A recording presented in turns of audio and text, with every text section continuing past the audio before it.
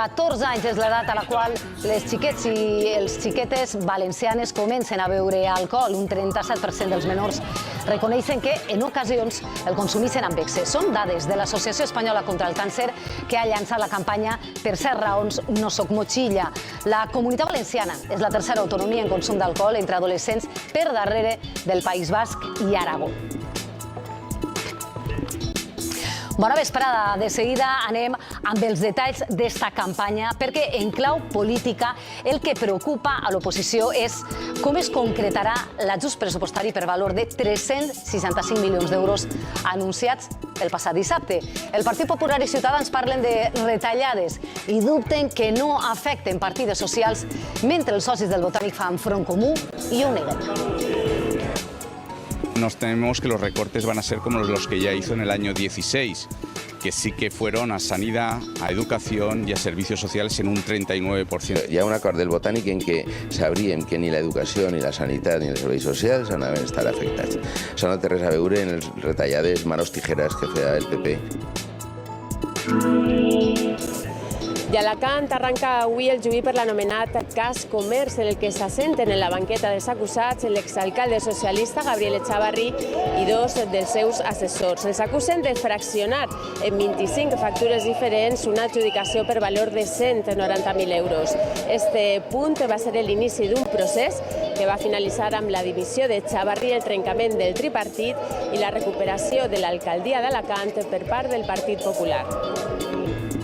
I a les costes d'Alacant han arribat les últimes hores 7 pasteres amb 68 migrants a bord, 40 han arribat al port d'Alacant i allí en directe està Maria Bravo. Fem una primera parada, Maria. Entre ells hi ha molts menors, Maria.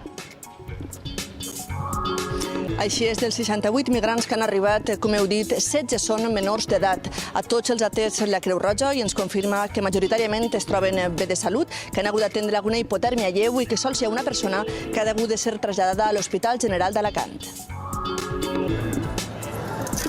I el veïnat d'aquest edifici del barri del Carme de València obligat a abandonar sa casa. Un fons d'inversió a comprar l'immoble, diuen, per a fer apartaments turístics. Els afectats denuncien que reben pressions i que en el moment que els facin fora no podran accedir a un pis al mateix barri per l'increment dels preus. L'Aràbia Saudí esgrimís l'escalada del preu del petroli com a amenaça per a posar al punt de mira a l'Iran. El príncep hereu saudí assegura que l'or negre pujarà a límits increïblement alts si ningú para a Teheran. En una entrevista a una cadena nord-americana en què assumís la responsabilitat del règim en l'assassinat del periodista Jamal Khashoggi. Assegura, això sí, que ell no va ordenar el crim.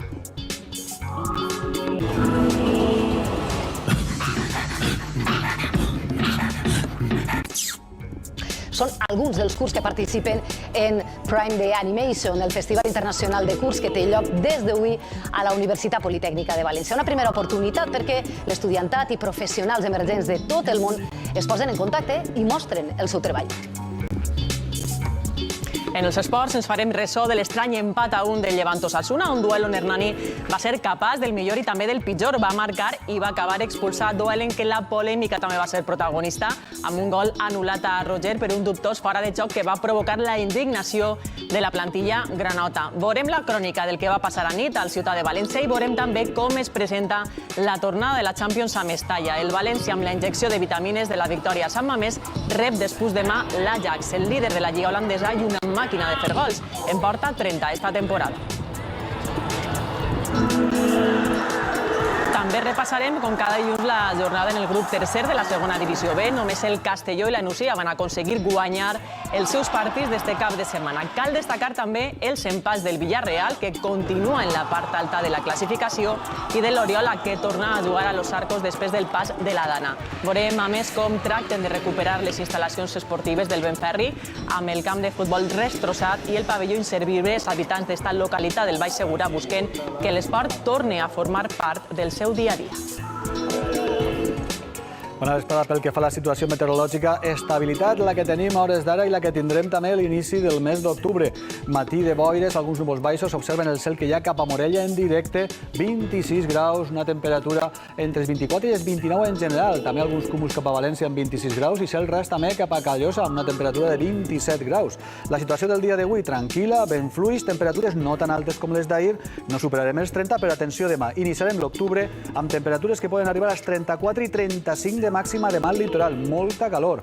Després baixaran dimecres i no canviaran de manera significativa en vista al cap de setmana. De moment, situació de pluges fortes no es veu a curt o mitjà termini. Ho veurem tot amb més detall a l'Espai de l'Oratge.